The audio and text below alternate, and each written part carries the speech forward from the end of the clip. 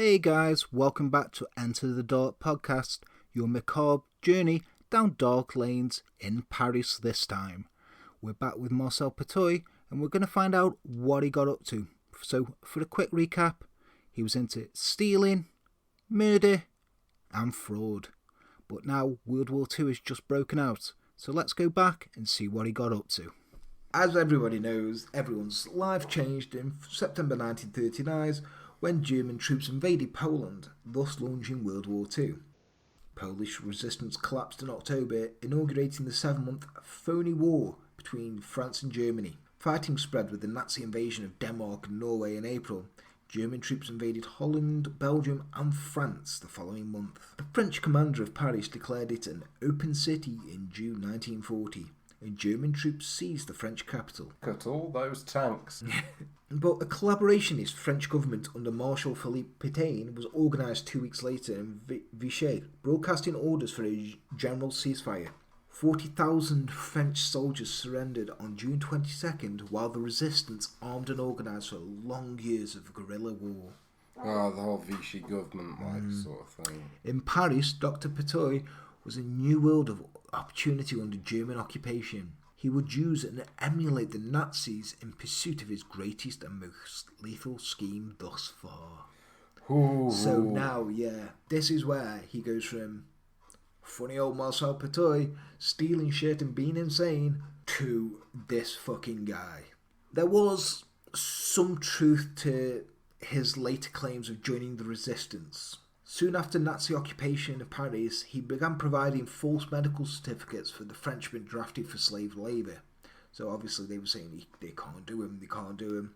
Petiot also apparently treated sick and wounded workers returned to France from Germany, gleaning information about Nazi troop movements and weapons development. His Flytox network, named after a popular insecticide, since his informers were dubbed flies, clever that is, isn't it? Yeah. Spied on Gestapo headquarters in Paris to identify collaborators so they could be eliminated by teams of resistance assassins. At the same time, though, he spun tales of patriotic battles that were never fought. He claimed to have invented secret weapons that killed Nazis without forensic evidence. Yeah. Allied commanders denied his reports of high-level meetings and no evidence of the mystery weapon ever surfaced. Of course it fucking didn't. Because he's talking about a ray gun, which this fucking idiot couldn't have invented. He can't even get away with stealing electric. He can't even get away with tax fraud. Yet he invented a secret weapon that obliterated Nazis and leaving no forensic evidence. I love how he's like bullshitting his way through this. Yes, I made a weapon that leaves no marks but kills Nazis instantly. He also claimed to be working with a group of anti-fascist Spaniards in Paris, but they were never found. His tales of planting bombs and booby traps around Paris were fervid flights of fantasy. Petiot's chief operation after 1940 was disclosing escape routes to potential fugitives. He welcomed Jews, resistance fighters, petty criminals, anyone who could meet his price of 25,000 francs a head. What? He promised safe passage to South America, complete with all the necessary travel papers. In 1941, he bought a house at 21 Rue Les as a way station for his personal underground railroad. And also, this is the house where the horrors would happen. Oh. Among his earlier customers were two Parisian pimps, Joseph Recrue and Adrien Estegebetti, who lately broadened their repertoire to include armed robbery while disguised as Gestapo agents. Ooh. Ballsy bastards. Yeah. They were sought by both French and German police, and Recrue sought help from Petiot. He was known as Dr. Eugene to his illicit customers. Dr. Eugene. Travelling with his mistress, Claudia Chameau, and another couple, pimp Francois Albertini and prostitute Annette Bassett-Recrue, he paid his fee and promptly vanished into 21 Rue Le Sueur. Esther Bettegay and girlfriend Giselle Rosny followed in March 1943, also vanishing without trace. He who were later to boast of killing the 3 pimps and their women, branding all 6 as Nazi collaborators and touting their executions as his patriotic duty. By April 1943, the Gestapo officers reported a great deal of talk in public about an organisation which arranges clandestine crossings of the Spanish border by means of falsified Argentinian passports. Nazis asserted that voyagers travel on neutral ships leaving from a port in Portugal. In fact, they never left Paris alive. The Gestapo agent Robert Jodcom blackmailed a French Jew, Yvan Dreyfus, into approaching the network for passage, but Dreyfus vanished with the rest in May 1943. Others who availed themselves to Dr. Petiot's services included Nellie Denise Hutton, a pregnant newlywed who came looking for an abortion in July 1941 and was never seen again. Oh, God. Dr. Paul Leon Braunberger, an elderly Jew who planned to flee with his wife, disappeared alone from a Paris subway station in June 1942. A month later, 3 German Jews, the Knallers, vanished after consultations with Petiot, and their dismembered remains were fished out of the Seine in August.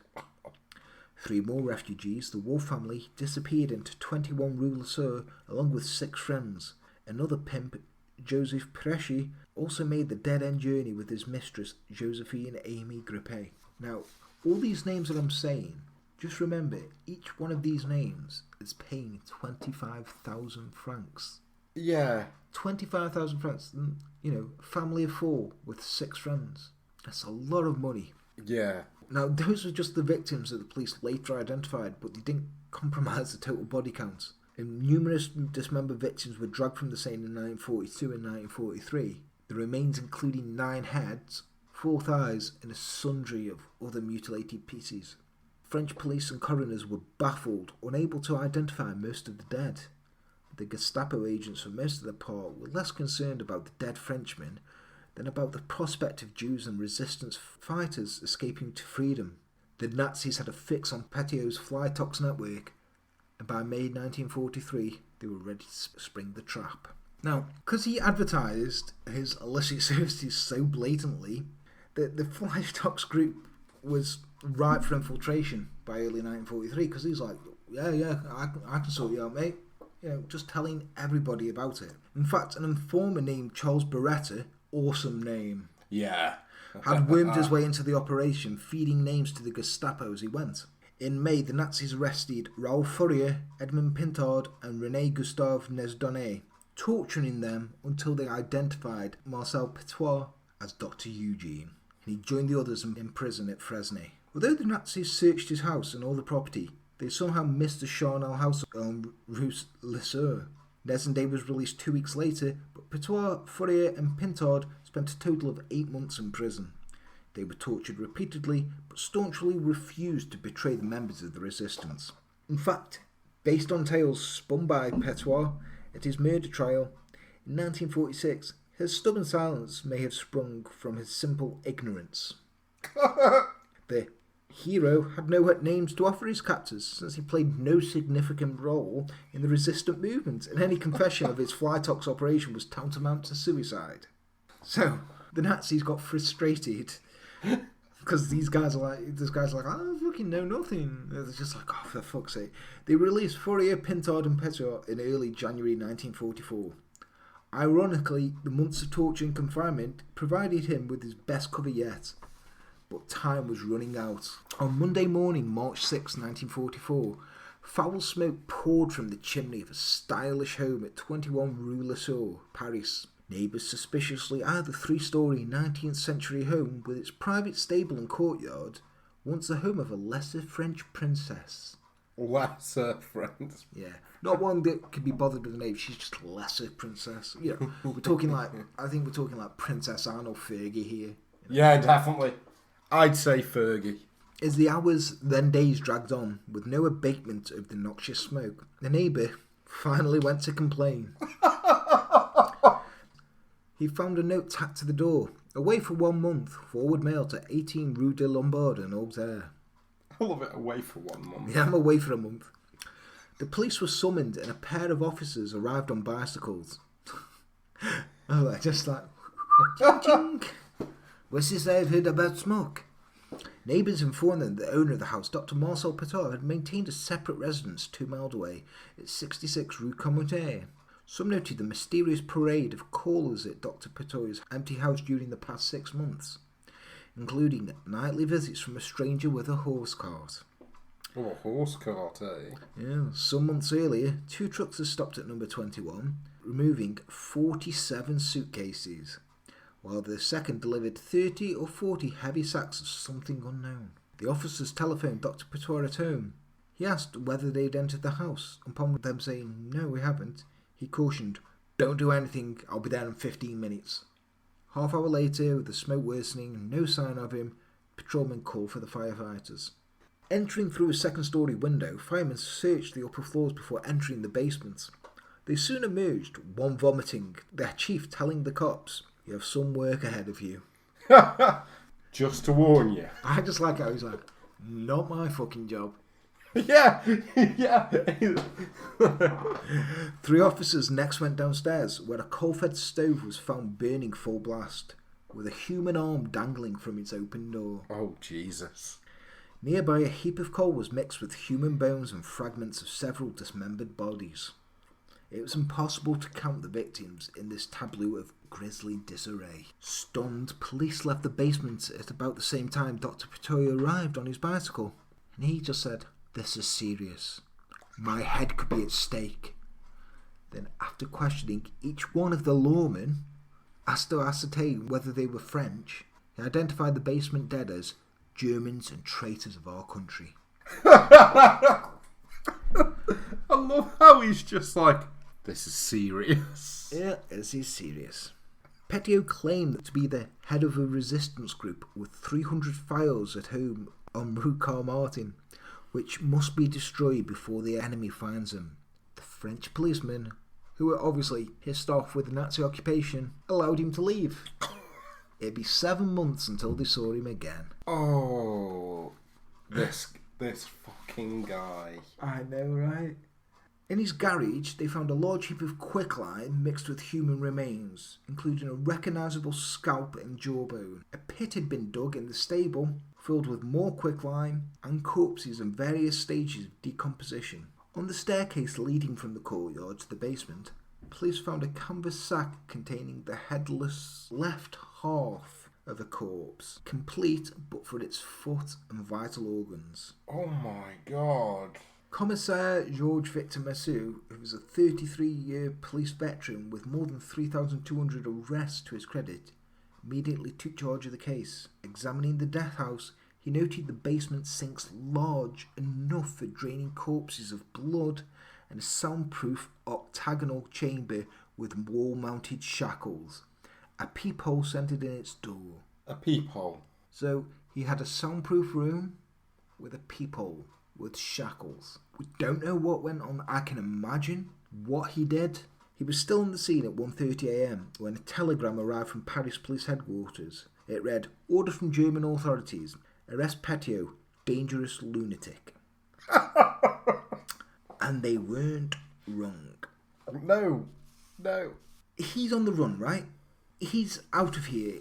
He's like, "Yep, let's get gone." He's got to figure out how to get away. And as we said earlier, 2,000 people when he was interviewed didn't have a bad word to say about him. And these patients and friends were the key to his survival as a fugitive. They shuttled him from one address to another in Paris while he cultivated a beard, because obviously you no could one grow a beard. recognises you with a beard. He had adopted one name after another to conceal his movements. Eventually, he found a home with patient Georges Redoux. So this guy trusts this doctor enough to believe him, and is obviously, facing certain death if he gets found out. Mm-hmm. Petiot convinced Redoux that the Gestapo wanted him for killing Germans and informers. While living with Redoux, Petiot ventured out only at night, sometimes returning with weapons claimed to have been captured from Nazi patrols. Parisian police went on strike in August 1944, besieged at their prefecture by German tanks and troops. That month, Petiot, calling himself Henry Valery, joined the new French forces of the interior, the FFI. So, he's just joined the police, right? He's a fugitive on the run. They've found all these bodies, all these mutilated corpses and all that. He's just joined the police and he was promptly commissioned as a captain in charge of the counter-espionage and interrogation of prisoners in the Royal District of Paris. Well done. The French capital was liberated the next month and the collaborators were purged, with Petiot/Valéry in the thick of the action. So he's purging here. But his cover began to unravel when 2 FFI soldiers from his unit robbed the elderly mayor of Tessancourt, stealing 12.5 million francs in cash and collectible stamps from his home before killing their victim in front of witnesses. 3 youths reported the crime to Petiot, who promptly tossed them in jail. An FFI lieutenant tried to investigate but was ordered off the case by Captain Valéry.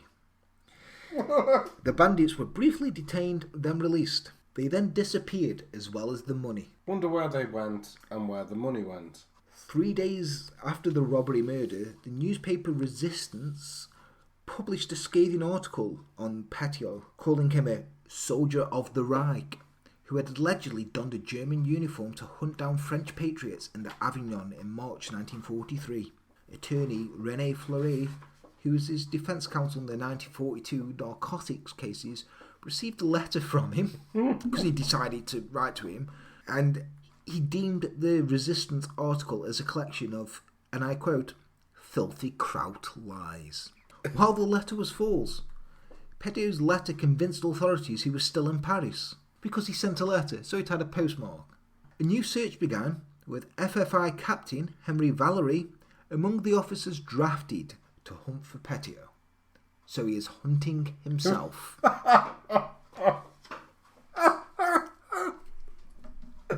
Oh, this guy. However, his luck ran out at 10:15 a.m. on October the 31st, when he was recognised and arrested at a Paris metro station. He carried a pistol, 31,700 francs in cash, and 50 documents and 6 different names. His long run was over, but the search for truth had just begun. Now, obviously, his defence was a plea of complete innocence. Of course it was. Yeah. He admitted killing certain enemies of France as a resistance member, but denied any murders for profit. According to Petiot, he first became aware of the corpses stashed at 21 Rue Le Seur in February 1944, after being released from Nazi custody. So what he's saying there is, I was in custody, I was being held by the Nazis, I knew nothing about this. I know nothing. He assumed the dead collaborators had been killed and dumped by members of his Flytox network, long since scattered and unable to verify his story. Petiot asked his brother Maurice for quicklime to dissolve the bodies and camouflage their odour.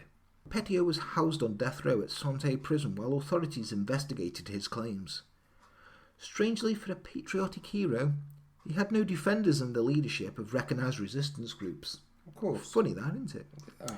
Some knew him as a small-time hanger-on, a fraud, or not at all.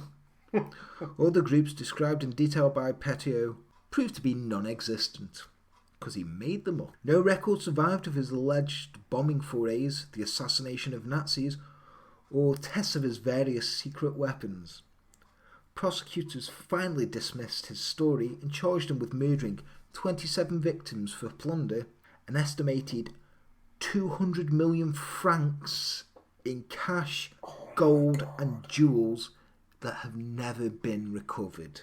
200 million francs. And we're talking 1944, 200 million. So what's that like? What would that be in like today's money? Let's say it's at least double. So that's 400 million francs. Oh my goodness. His trial began on the 18th of March 1946 at the Palais de Justice before a panel of 3 judges and a 7-man jury. René Fleury once again defended Petiot. Prosecutors were helped by 12 civil lawyers who were hired by the relatives of Petiot's victims. Petiot took an active role in his own defence, of course he would, bantering with judges and prosecutors, grilling witnesses, exchanging jibes with the private attorneys. He denounced the Kite family's lawyer as a double agent and a defender of Jews, while noting that the victim, Joseph Recrue, was easy to spot as a collaborator. He had a head like a pimp, like a police inspector. Ooh, burn. Victim Joachim Guchanov was alive and well, Petiot insisted. Why couldn't prosecutors find him? because he smirked, South America's a big place. And it went on and on and on. He refused to describe the secret weapons because the information could only be used against France. He dismissed the Wolf family, Dutch Jews fleeing Nazi persecution at home, as Germans, while victim Johan Dreyfus was a traitor 4 times over. Victim Kirk Kneller suffered from an embarrassing affliction, which he refused to name, but he and his family had not been killed. They had returned to Germany, Petiot insisted, and were getting ready for the next war. Petiot had met Dr. Paul Leon Braunberger for 10 minutes in my life at a public luncheon, but could not explain why his clothing was found at his house. Many fugitives had survived the Flytox escape route, he testified, but none were identifiable because they changed their names frequently. Rebuked by the Chief Judge, Michael Lesser, for doodling in court, Petiot retorted, "I am listening. It just doesn't really interest me very much." Quite frankly, boring. After the trial's second day, reporters overheard 2 jurors and Judge Lesser discussing Petiot in private, referring to him as a demon and an appalling murderer. It's a bit strong. Attorney Floriot immediately sought a mistrial, but the appellate court rejected the motion. The trial resumed after the 2 offending jurors were replaced. On the trial's 5th day, judges and jurors visited 21 Rue Le Sceau. As he passed through a phalanx of police and jeering neighbours, Petiot quipped, "Peculiar homecoming, don't you think?"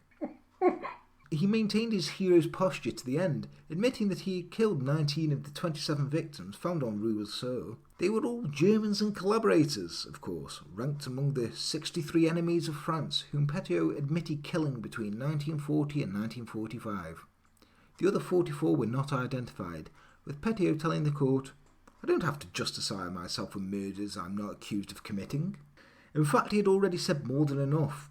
René Floriot's summation, hailing Petiot as a hero of the resistance, won a standing ovation from the courtroom audience. But the judges and jurors held a very different view.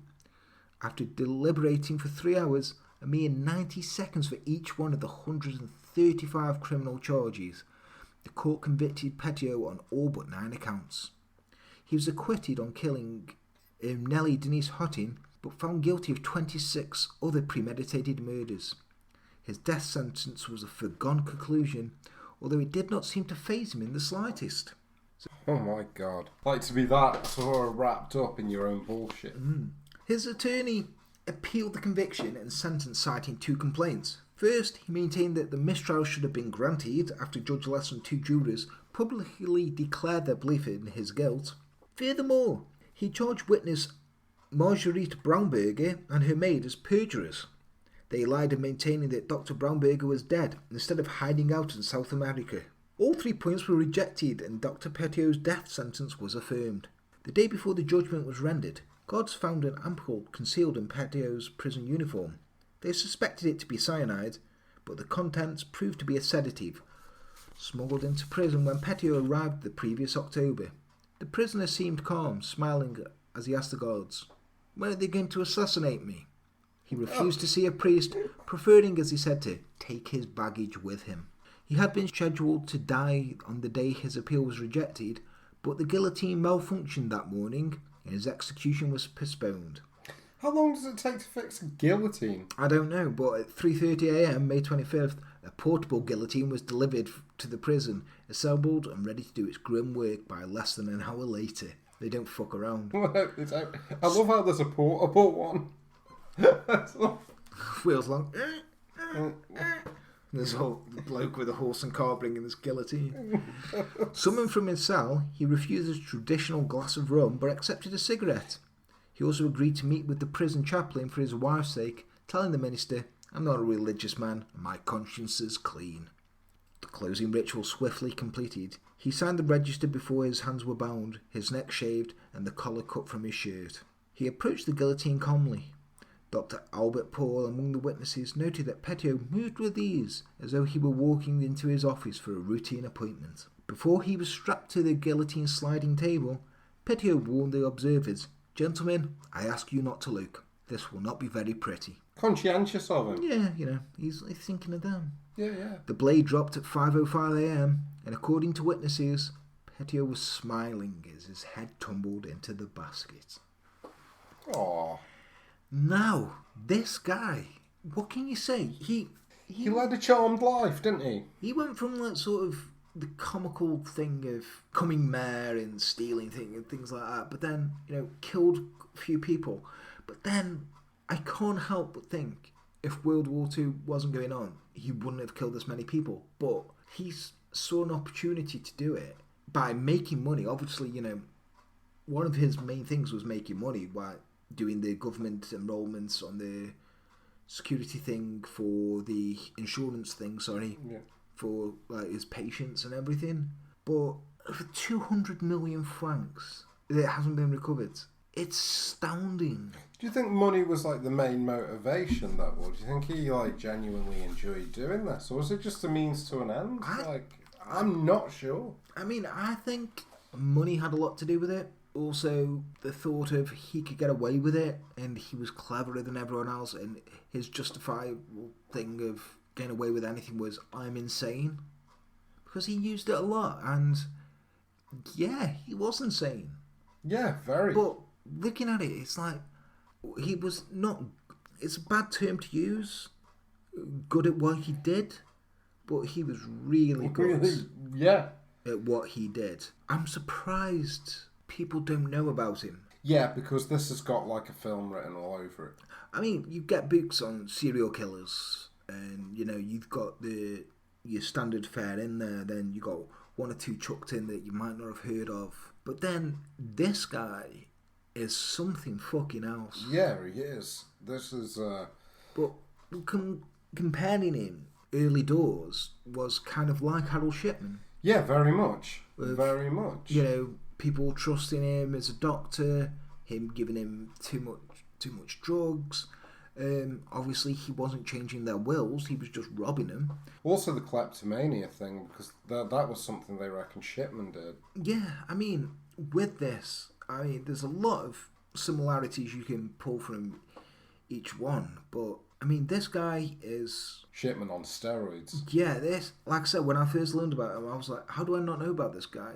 Obviously, I'm very much interested in serial killers and, crimes and different things like that. I've been since, an early age, but never heard of this guy. And now I just go around telling people about him. I'm like, you need to know. I told you at work. Yeah, you told me at work, and I was like, fuck off. And I was like, no, seriously, you need to look into this guy. And then I sent you loads of stuff about him, and you come to me like, how has no one heard about this guy? And like the way his life sort of like panned out, like over two like quite important and significant events in Western Europe. Yeah, like World War I and World War II. Guys, let us know what you think. Please, in the comments, let us know what you think. But that's it for our French journey. Our French journey, our French connection. Tête-à-tête. Ooh, tête-à-tête. Tête-à-tête. Yes, ménage à trois. Ooh. No, ménage à deux, because we only did two. No. Not trois. There's got to be a third out there. There might be a third, but we'll see. We'll see. We'll have a look. We'll have a gander. But we'll come back with something else for you as well. But guys, thank you for watching and listening to our dulcet tones. Please like, share, subscribe, and all that brilliant stuff. Les, say goodbye. Goodbye. I'll see you around. You'll see you at Tales of from the Hangman. I'll see you at filmdaddy.com. I'm Jan, saying goodbye. Take care. Au revoir. Au revoir.